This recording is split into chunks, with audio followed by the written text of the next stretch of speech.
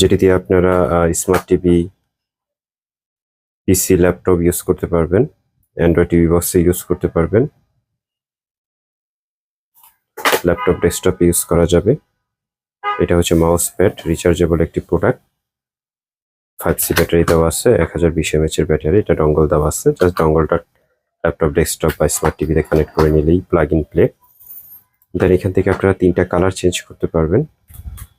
এটা হচ্ছে নর্মাল মোডে চলবে রাতের বেলা যখন আপনারা ইউজ করবেন, যদি ব্যাকলাইটের প্রয়োজন হয়।